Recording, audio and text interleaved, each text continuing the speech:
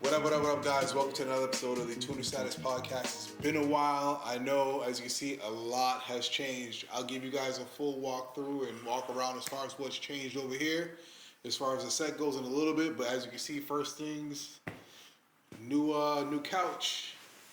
A little bit comfy, not as slumbersome as the other one, but you know it's all right. New vibes. But longtime friend and guest, we have my guy here, Matt. What up? It's good, bro. So we're gonna get straight into it. The collective. No taking it slow into the collective. Nah. We're gonna get straight into it. All right, cool. I'm with it. And then we're gonna talk about BeaastCoast and things like that. So with the collective coming up, yep. For somebody who's never attended the event, what's the best way you can describe the event, and what is your goal?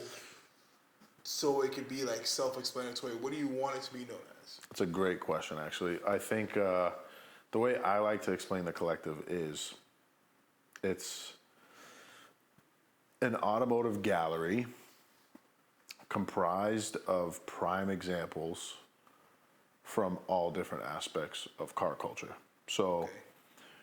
whatever the subculture in car culture is, you're going to see a prime example of that. So for stance example, we try to pick cars that nail it as far as the stance look aesthetic goes.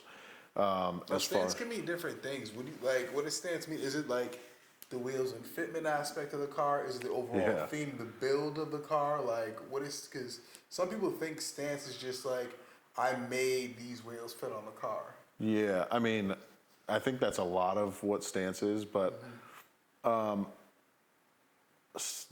term stance is kind of like a gray area. But if you think about it, I mean, the way I look at it is like, there's stance, and then there's proper fitment. But technically, proper fitment is still a type of stance, right? Yeah, I got you. So, but the culture has taken the word stance and kind of turned it into, a lot of camber, excessive camber. It's a certain look, like when you look at a car that has proper fitment. Yeah. You don't look at that and say, "Oh, nice stance." You just say that like it's meaty, like it's a meaty fitment, or it's clean, or it's a really good, it's a good driving car. Yeah. But when you think of stance, the first thing that comes to mind is crazy camber. Yeah. Right. So I think it's safe to say that is what stance is. So as far as the collective, we look for prime examples of good execution on that, and quality wheel, quality setup, just really well executed. So, for example, there's a couple cars that applied this year that we denied that I think are great stance cars, but may have had a paint chip somewhere, like an obvious paint chip. They're cars, so they're going to get dinged up. Every car there has a blemish somewhere, right?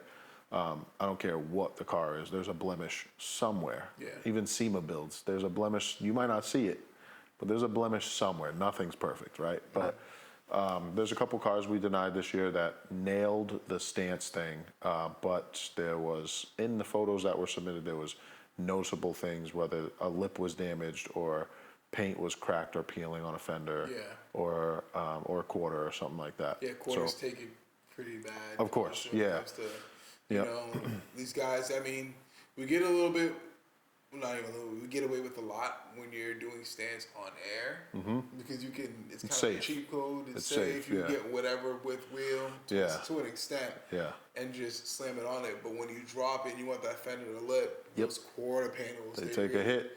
Yeah.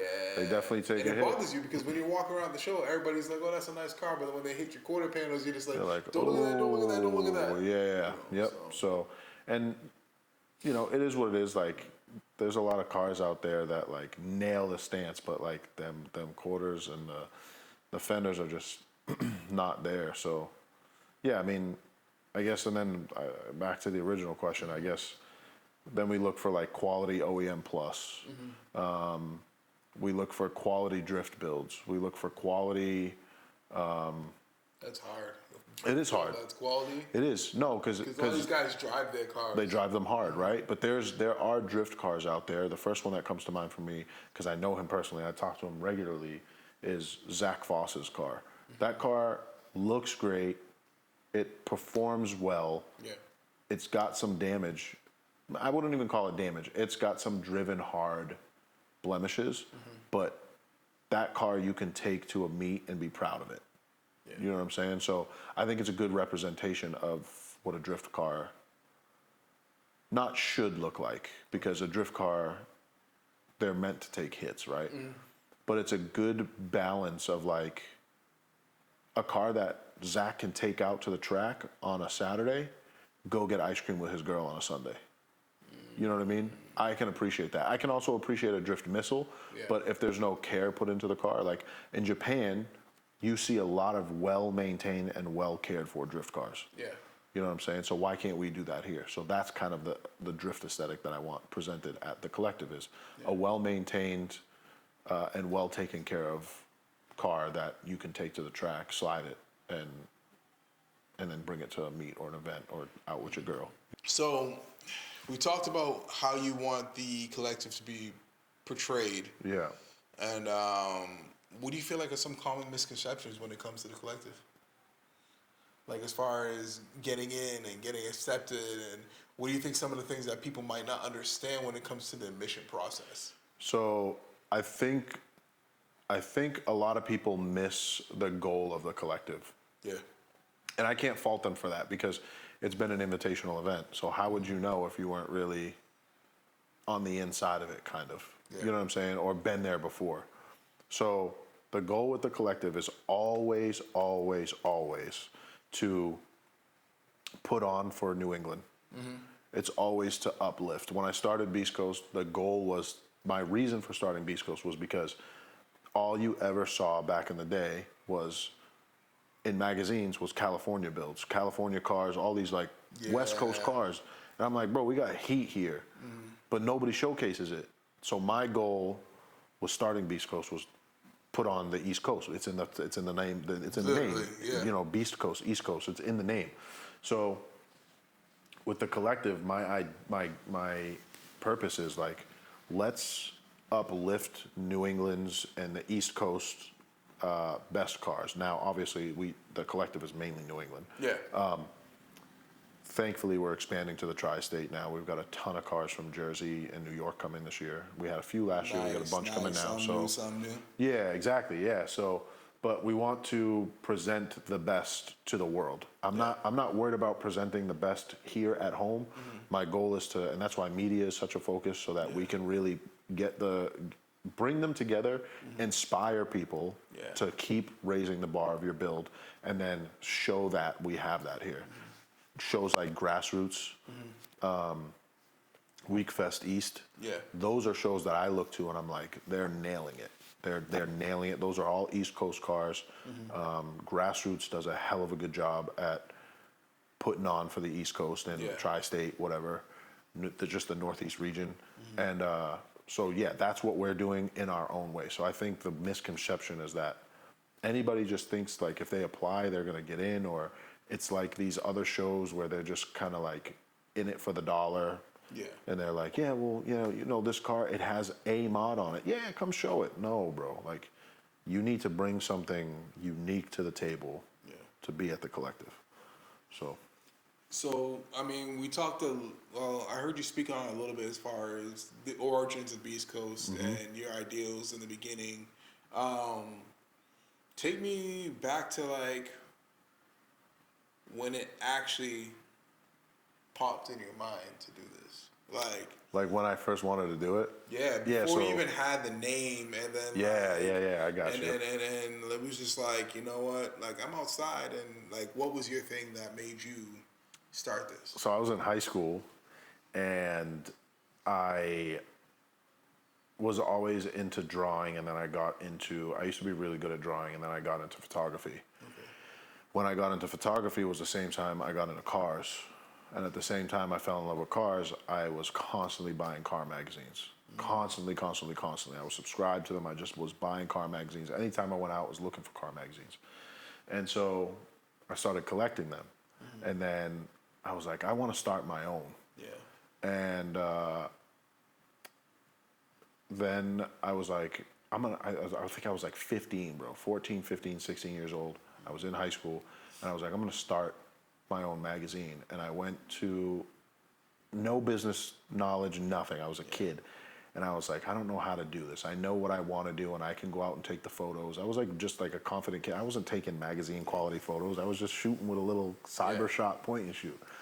But the idea was there. The dream was there. So I ended up going to ProSpec, and I talked to Andy at ProSpec, and I said, hey, I want to start a magazine, but I need funding. He wasn't going to fucking give me funding. Yeah. You know what I'm saying? But I shot my shot. I shout out to Andy. He was honest with me. He literally told me, you didn't really bring me anything today. And he was like, if you bring me something solid, we'll have this conversation. Yeah. I left that conversation with Andy, and I literally was like, I never was like, fuck Andy, but I was like, he doesn't see what I see. Mm-hmm. Realistically, he was being a smart businessman. Yeah. But in my mind, I was like, he doesn't see what I see. Like, I'm gonna do it on my own. And then at the same time, I also noticed like magazines were kind of dying a little bit. Like print media was kind of dying. So as we merge into this digital age and everything. Exactly. Yeah. So I was like, consumed and things like that. Yeah. And I was like, it's not cheap to print magazines or whatever. So I was like, but it's easy to do an online thing. I can just buy a domain and whatever. So at this time, I was hanging out with a bunch of Maxima kids. And we went out to, I kind of shared the idea with them, and they were in. And I was like, yo, we should do this. Like, we should just do it. Yeah. And we ended up going to dinner at Uno's in Braintree. Nice. Which you're very familiar with. Yeah. And I think we were talking about it there, and we started a group chat, and either someone threw out the name BeaastCoast at that dinner or in the group chat. Mm-hmm. And it just stuck immediately right there. I was like, that's it. I didn't even come up with the name, to be honest. Someone else did. I think it was either my buddy Ziad or Shashank, and one of them just threw the name out. We were throwing out different East Coast things because I had said I want. This was about the East Coast, yeah. So one of them threw the name out, and it just stuck. And then me and my buddy, those two were kind of just busy. Ziad and Shashank were just busy, but my other buddy Vachette, I was really close with. Yeah. And I was like, yo, do you want to do this, like, for real? Mm-hmm. And he was like, yeah. So that was my original partner with BeaastCoast. And then it was just, like, off to the races. And it's weird to think about now because me and Vachette are so different. Jeez. We're, like, completely different humans. We like, barely talk now. Every time I see him, it's love. But we barely talk now. That happens over time. Yeah, you know? but for some those relationships go crazy where it's just like, I met this person for like 15 minutes, but it's my brother for life. Yeah. Other people that you would have thought that would have been your brother for life, but unfortunately, you just part ways. Yeah, but him and I just went hard from there on out. We were doing photo shoots. We were going to all the shows. We got like random T-shirts and we were wearing them. And then like the How was photos. That first design? Terrible. The first design was horrible. It was. I think this was Vachette's idea actually. It was, the concept is cool. Yeah. The execution wasn't good. That's how it goes in the beginning, bro. Yeah. That's how it goes in the beginning. So the idea for the first tee was like, it was BeaastCoast. It was something like the element of the East. Yeah. Right? So it was BC. You know how like the element, the table of elements is like 2 letters. So it was BC and it was the element of the East. So it was literally like a gray square with BC in it and like a number, I think the year. Yeah, it's a throwback. I can send you a photo. Yeah, I have a photo. I'm pretty sure I seen it. I was just like, yeah, it was. We had it at like mass tuning meets and stuff like that. Yeah. So, our first few T-shirts were not great. See, fire concept is just the execution was terrible. We were young, we were stupid, we didn't know what we were doing. Exactly, but I get it. Yeah. So, but they sold, and then we did the classic cursive font like hoodies, and those started flying, and I was like. Damn, I was like, so we're getting a lot of people are viewing the photo sets. Mm-hmm. Now people are buying the hoodies. Like we were kind of just off to the races, I guess, in a way. And merch was never a thing for us. Like we never thought that would be our thing. It was always just articles on the website for people to see. We're going to do features on the website. And that was it. And then the merch would cover fucking hotel costs whenever we go out of state for an event. That was it. And then... How come you guys never... And maybe you did, but how come you never really got into the aftermarket parts aspect of the car scene? I still think about doing it today. Yeah. But because it's one of those hindsight is 2020. But I'm telling you, if you guys started selling like stance parts as like Stance was ushering in, shit, dude. Yeah, I just don't see myself as like. I don't see myself doing that. It feels to me. Selling parts and like doing affiliate links and stuff like that feels slimy in a weird way. It just feels, and I know it's not, because like I talked with Nick from Lowrider Depot, and we were going to run an affiliate thing, and so like I'm still open to the idea, but something deep down in my soul feels like it's a little bit slimy, and it's not, but I'm not here to sell people like. Obviously merch. The merch sells. But the reason why we sell merch is because I'm a creative person and that's my outlet.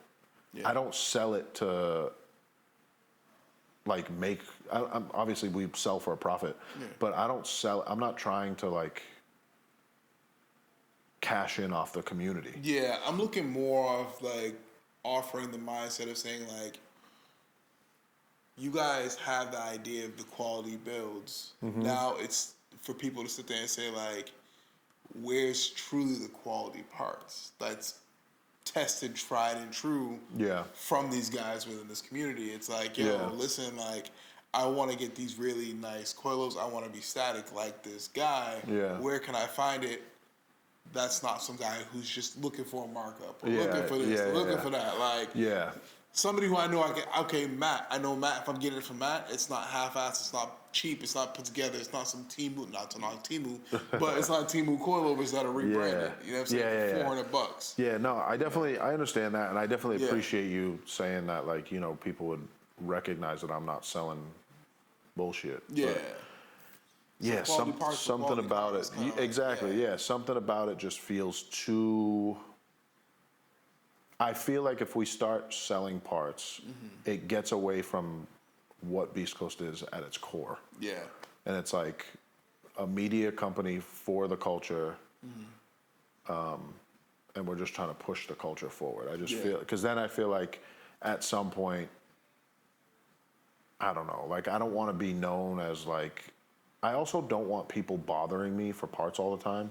I did that. Do you see what I'm saying? I get it, bro. 2, 3 in the morning for some messages, be like, yo, how much for this? And you look at the part, you send them the price, and it's like, all right, cool. When I get the bread, though, I'm going to hit you up. That's what I'm saying. I got no time for that. And I have no patience I got to hire somebody for that. I just don't have the patience for that. But yeah, like BeaastCoast is really and truly a creative outlet for me. Yes, it's in the car culture, but for me, it's just like, this is how I'm able to get my creative ideas out and make something of them. Otherwise, they're just going to sit in my brain and I'm not going to do anything with them.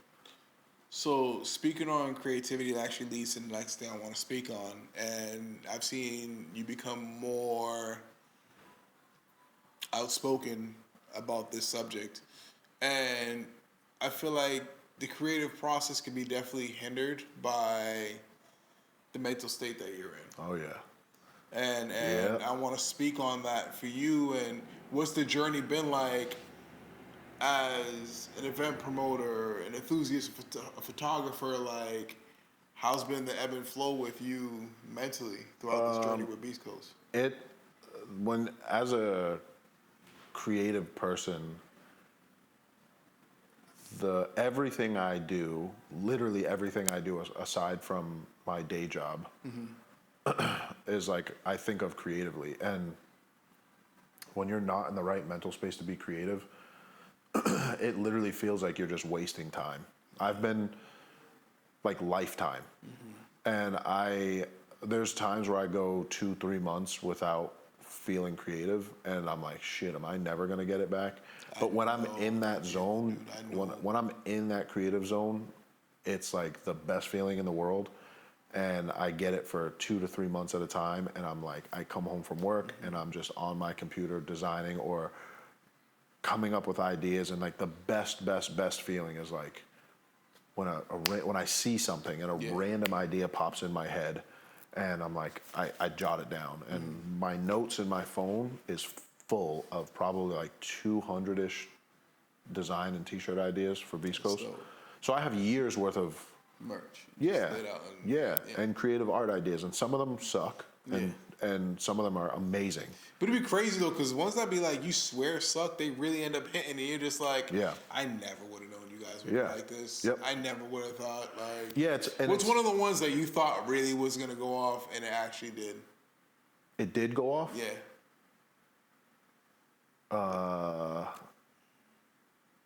I mean the Bruins one. Yeah.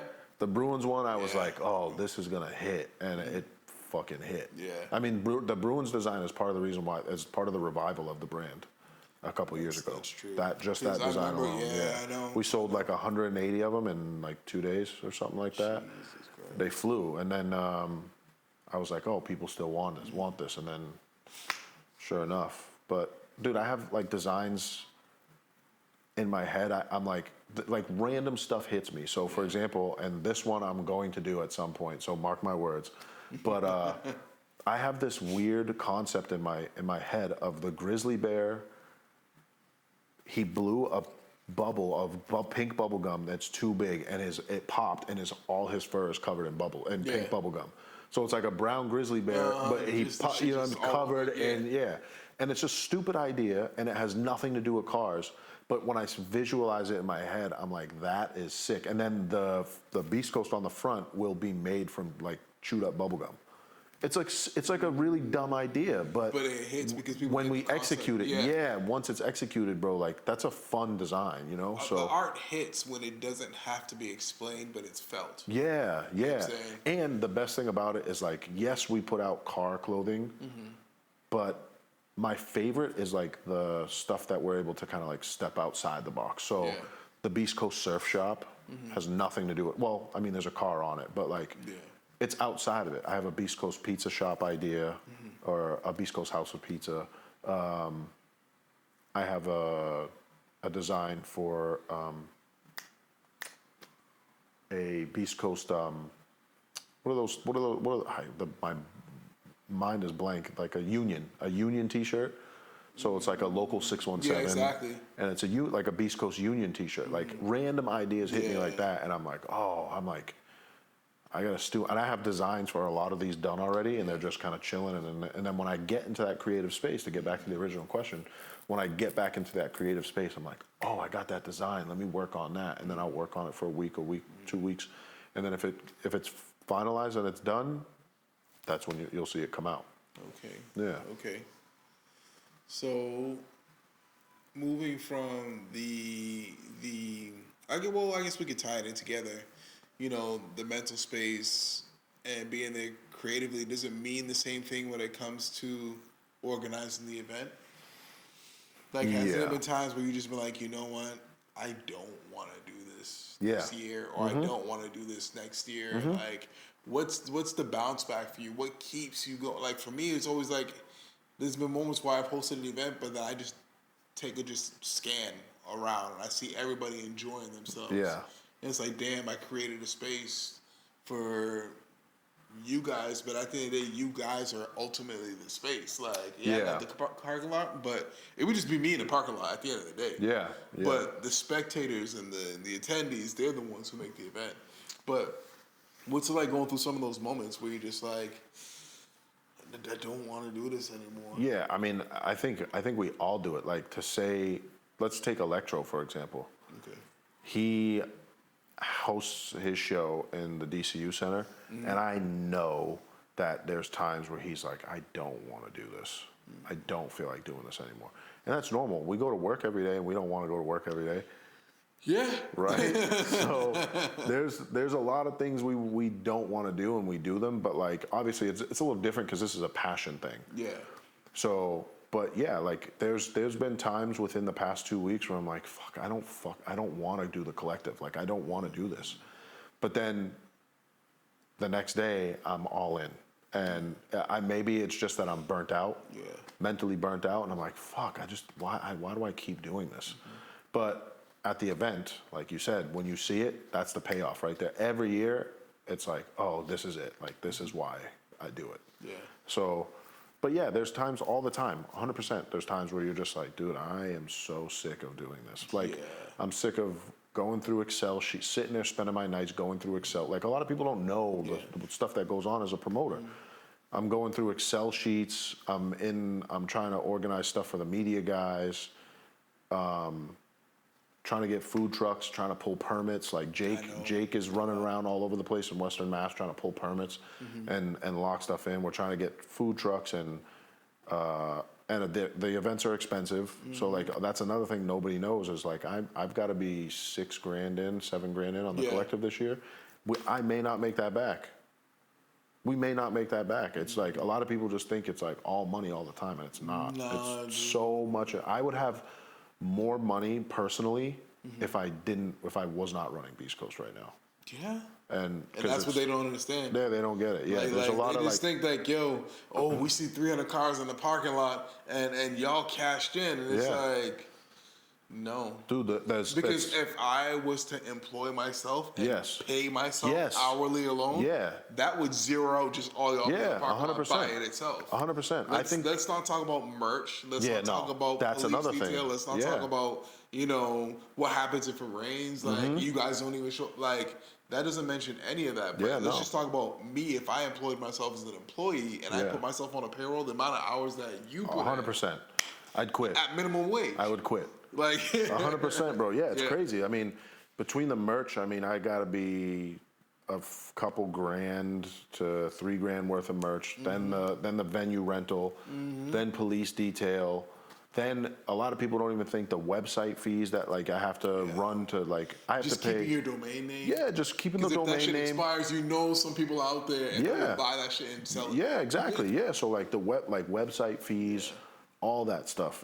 That stuff adds up, and then by the end of it, I'm like $5, $6, $7,000 deep into an event, and we'll definitely. I'm confident we'll make it back, but you always have to know that like there's a chance you might not. Exactly. If it rains and we get a quarter of the spectators this year, knock on wood. The weather's looking great right now, but those are those variables that like could take an investment and literally ruin it. And I've had it because I've had all outdoor events, bro. Yeah, Just like and then you'll set the rain date, but because it's never the same. I don't know how y'all are doing it now because. At least with us back in the day, the events calendar, everybody's seen it, respected it, was like, this is your date? All right, cool. I'm not going to do it, or I'm going to do an evening event, like whatever. Now, there'll be like 3 shows, 4 shows on the same day. It's nuts. It's so crazy. There is no rain date space. Yeah. You just have to put the weight into your name, like, you know what, people want to come see it. I think, and that's an interesting thing to touch on too, I think, because when you think about the amount of events that are going on right now, there's a lot quantity over quality. I'll fucking say it. Yeah, there is a lot of quantity over quality. I mean, quantity over quality right now, which is unfortunate. Yeah. But this is going to sound really egotistical, but the brands, the companies, the groups out there that survive are the ones, or the ones that thrive are the ones that go through those not a storm, but go through those things. Like realistically, I hate to say it this way, but I see a lot of events out there now, and even if they're on the date of the collective or on the date of the season opener or whatever, I honestly am confident. I'm like, let them do their thing. Like if they pull 100 cars from our event, good for them. Yeah. But 9 times out of 10, they're not there next year. Because I think a lot of promoters that think they think it's easy, and then they go in and they have a year, they do a lot of events, and then they don't do it the right way. So there's a lot of police interaction with them, and then their name gets soured within 1 car season, and then next year they're just not there anymore. Yeah.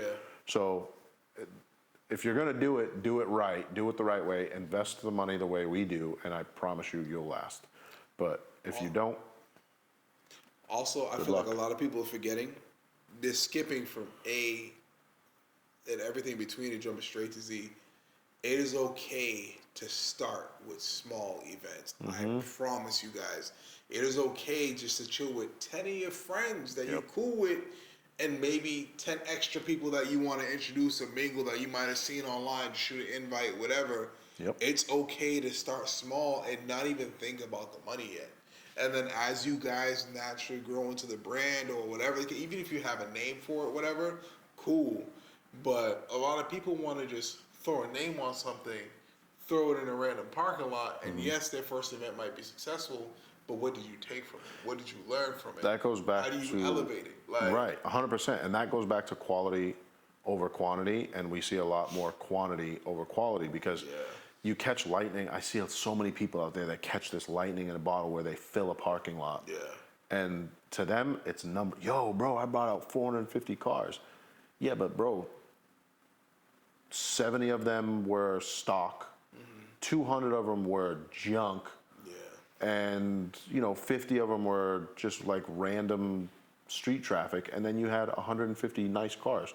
Just because you filled a lot doesn't mean it's a good event. You know what I'm saying?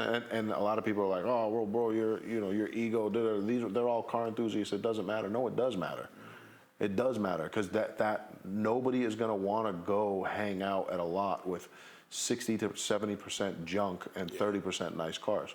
They're just not going to want to do that week after week after week. So when you see these companies pop up and like these new people come in the game and they're like, yo, I'm filling these lots. This is great. I got, this is the biggest event going on right now.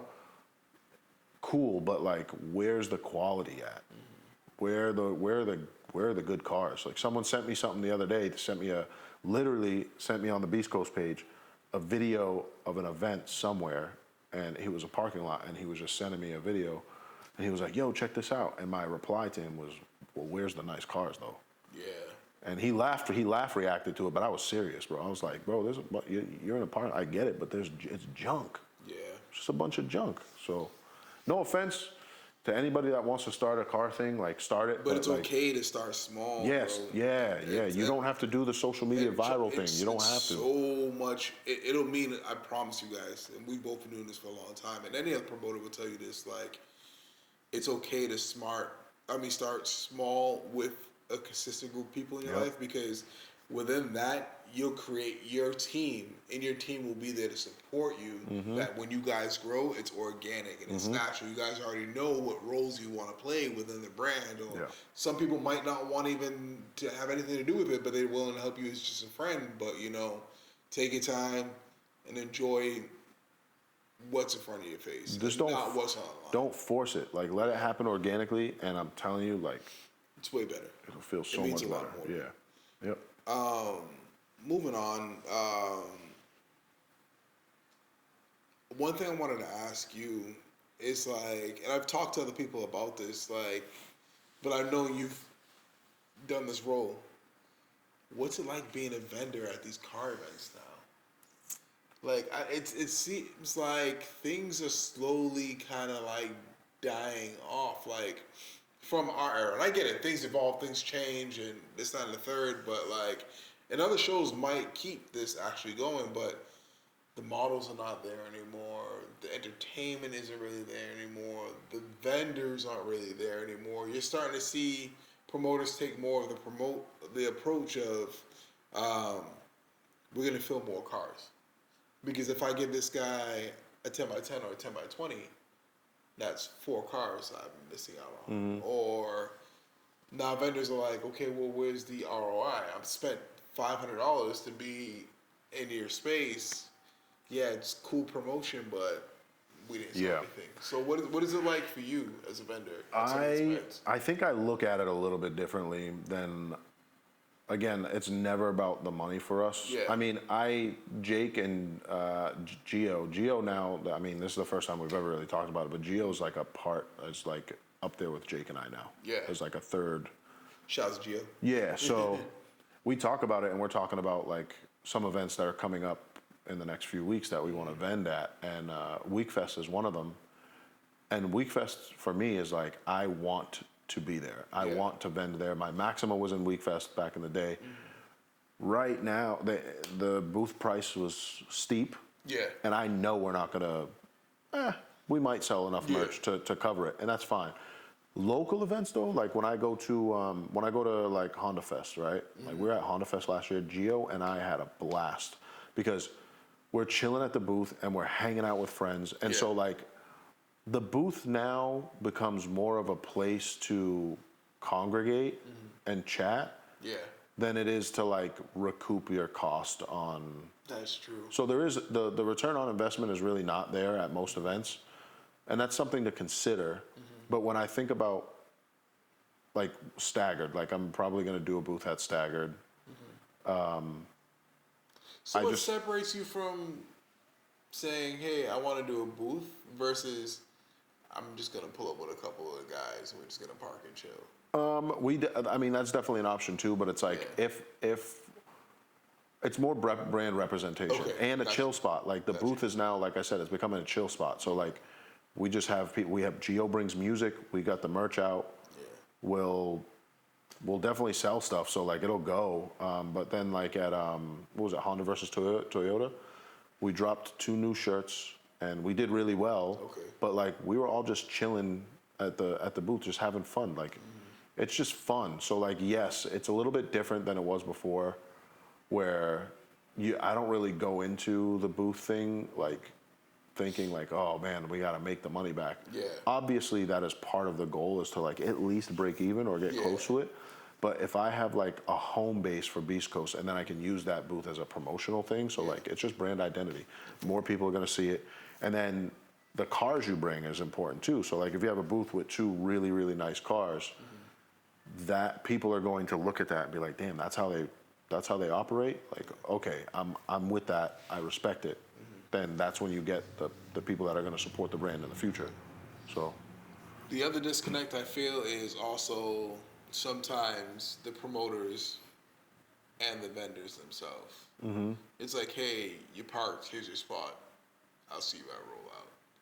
What does it mean having vendors to you if you were to introduce, let's say, a few vendors at your event? What would you look for? So we did approved vendors last year, and we only did a couple, and I wish we didn't. But it was something that I wanted to try, so we tried it. Whatever. Yeah. Sometimes you have to shoot shot where it lands. Yeah. This year we're not doing vendors, but there was a respect I had for the vendors that came out last year. That was more so like, this is our first time doing it, and it's a private event, so you're not going to get a lot of foot traffic. You're not going to, but you still want to support what we're doing. Yeah, I appreciate that. But as far as like, I didn't think about like when you said the vendor promoter relationship. There's not much. Back from a brief break. The old man P break, bro. You know what I mean? Ain't no depends. But the event. Yeah. The date for them. This Saturday, August 2nd. It's coming up quick, man. Time. 5 to 9 p.m. All right. So for the average attendee, let's speak logistics with the event. Okay. Yeah. You know, rolling times. What's the best time to roll in if you're gonna? Because I remember last year you guys did something that was pretty dope. You had different photography locations. You guys doing that again this year? Yeah, the media approach this year is awesome. Yeah. So we split. We have our main photographers. We have Dom, Mo, CJ, and Will. And if you applied, you got funneled into a team that was led by one of those 4. You got to choose which one you preferred, but you may not end up on that team. Luckily, most people did. So Dom has a team of him and 5. Will, team of him and 5. So there's 6 total, 4 teams. And then they all got a list of all the attendee cars so they can hit the people up beforehand, set up shoots. And then after the event, each team submits a photo set of their, Dom is going to take everybody's photo sets, hand pick the best shots, and then submit that as Team Dom, their photo set for the collective. So we're going to get 4 compiled photo sets of the collective after the event.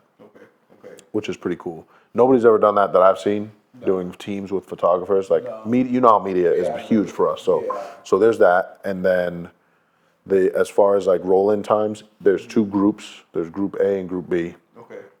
Group A comes in, I think, between 2:30 and 3:30. And then they get staged in the back of the lot, and we start filling forward. And then Group B comes in from the middle of the lot to the front. Okay, so I remember from last year it was more from the front, work the back. Yeah. So that way, and I think we're at like 140, maybe 150 cars right now. Okay. So, which is a lot. Yeah, I mean, it's a good number. Underneath the bridge. Yeah. It's a good number, I think. Obviously that kind of leans out to 75 in the back section, and then 75 in the front section. And then this year, now that we've had a couple years to really learn the space, we know exactly how to space cars out. So it's literally going to look like each car is its own art exhibit. They're not going to be stacked in and like stuffed in like sardines like at a lot of events. You're literally going to be able to have a personal photo shoot with every car, every angle around the car you'll be able to shoot. So like speaking with Tony and like speaking with you as well, it's just like we all know what it's like as a photographer or a promoter where it's like you feel like it's not being captured the way it is because everybody's parked. Yeah. In the line. Yeah, you can't shoot the cars. There's nothing creative. You got the same shots. Yeah. Not only in your set, but as the other person that the same exact thing. It's crazy. Yeah. And being able to feel like you're experiencing a one-off photo shoot with every personal car and individual. It's going to be, I mean, as a media guy, there's nothing better. You got 150 photo shoot worthy cars in a photo shoot worthy opportunity now. And now it gives you the chance and opportunity to network with a lot of cars 100%. you've seen online that you didn't see the 100%, yeah. And you get the one-on-one, and even if you get a small shoot that day, you now have the opportunity to say, hey, do you want to go shoot? Exactly. Where are you from? Exactly. I'm from here. Yeah, I mean, some of the media teams are even talking about after the collective, doing nighttime shoots around the city, which is, be careful in Springfield, but if you can find a good spot, So, I mean, the event realistically is built to be a photographer, videographer's dream event. So, think about when you go to like a museum, and you can really embrace one piece of art, and then you go on to the next one. You can really, they're not scrunched together, they're not bunched up. You can really enjoy them individually, and that is how the collective will look. So.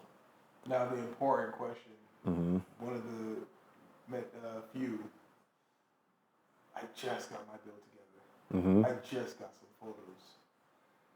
When is my cutoff time on applying for the collective? I think it's tomorrow. What's tomorrow, the 31st? I almost extended it to Friday, but I have way too much going on Friday. And because this will be the last minute. There's going to be people hitting me up Saturday during the day. So before the event to just be like, yo, and good luck getting hold of me Saturday during the day, during the couple hours before the event, good luck. But, I mean, you can try, but it officially ends, I believe, tomorrow at midnight. Okay. So, but the form thing we use is, in Europe, it's like on European time. Yeah. So it's gonna be a little loud. It's probably like 6 to 8 a.m. or something like that on Friday morning is when it'll officially close on its own. So, but get y'all shit together.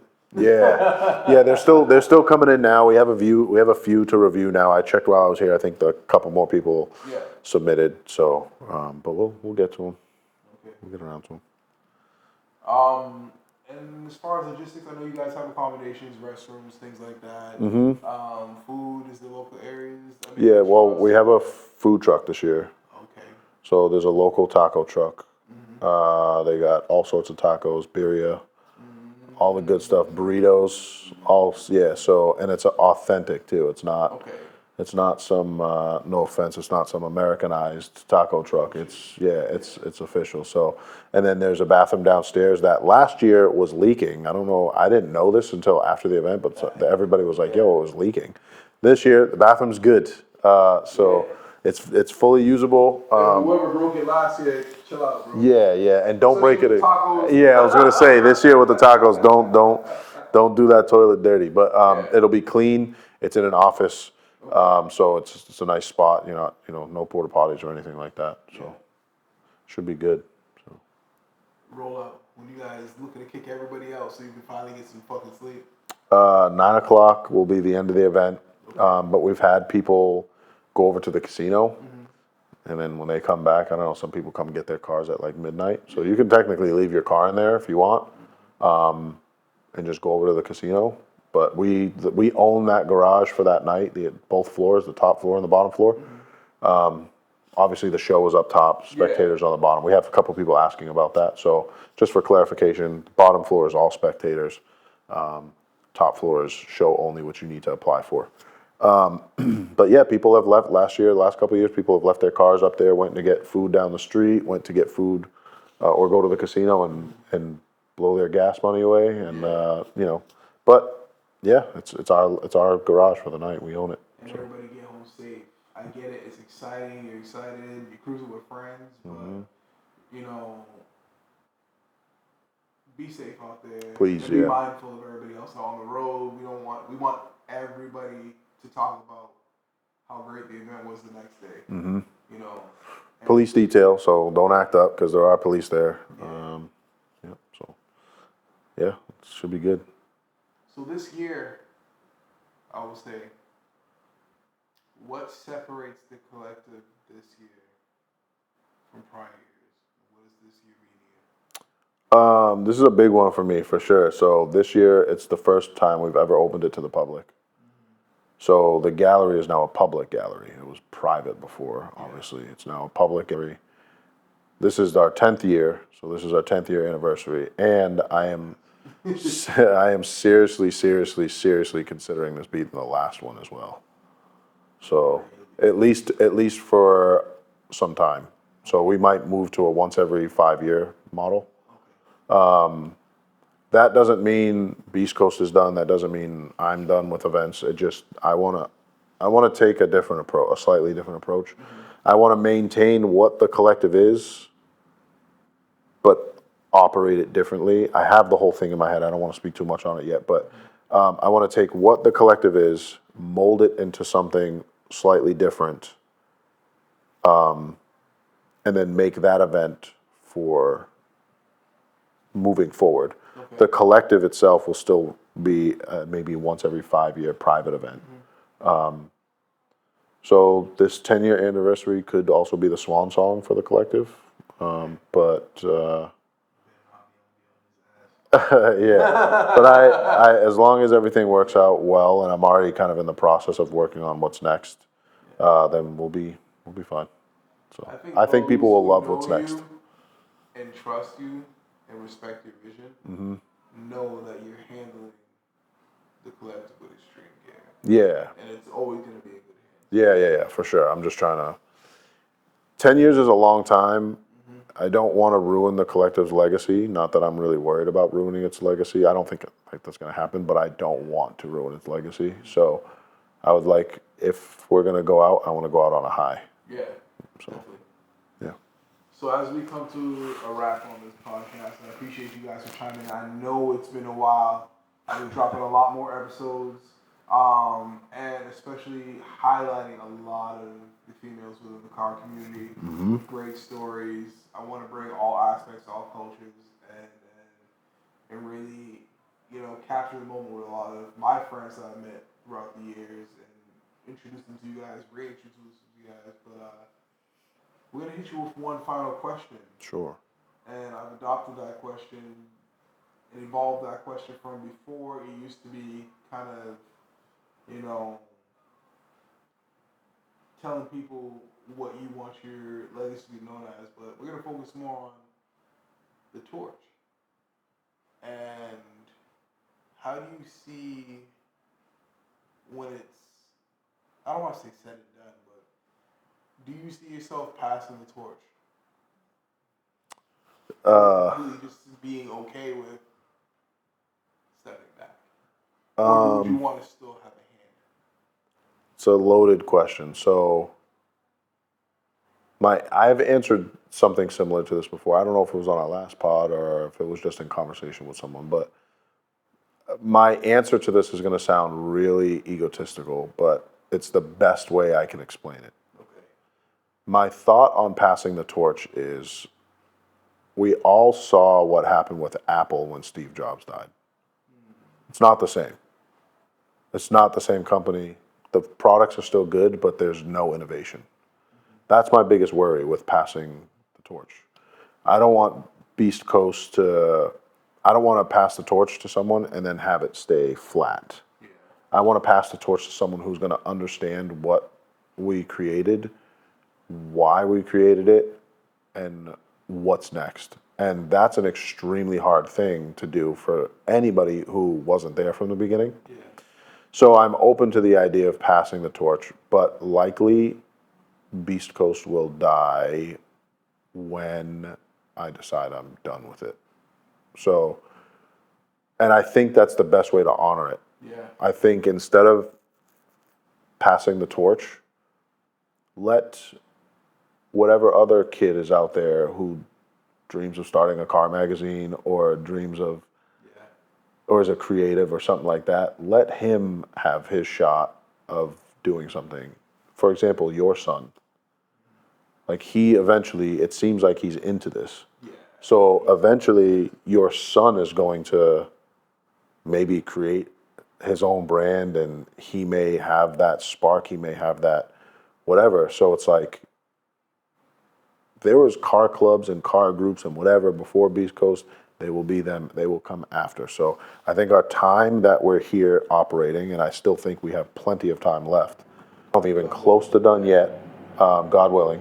But I think that when that time comes, I would rather see the brand fade out than pass it. Okay. But I'm open to the idea. Yeah. So before we go, this is something you probably weren't expecting, but I just want to. I have a friend that my friend Brandon Daly passed away on Saturday, and he was he's an OG collective attendee, and Brandon was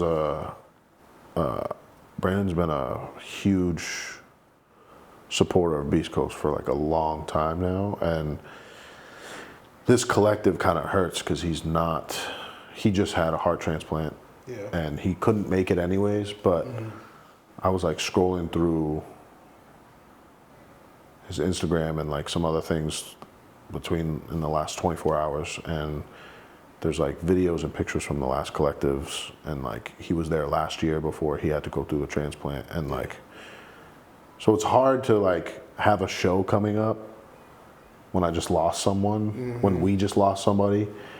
And like, so this collective is kind of like dedicated to him. Yeah. So much respect and condolences to his family, and we'll find a way to celebrate his life. Yeah, for sure. His memory. Yeah, for sure. And the role that he played in everybody's life. So. Yeah. Yep. So rest in peace, Brandon. Shout out to him. I promise we will definitely not let his legacy fade out. So, but thank you for letting me. No, of course, man. Get that off the chest, bro. Listen, man, this will always be a space. Yeah, no, I appreciate that.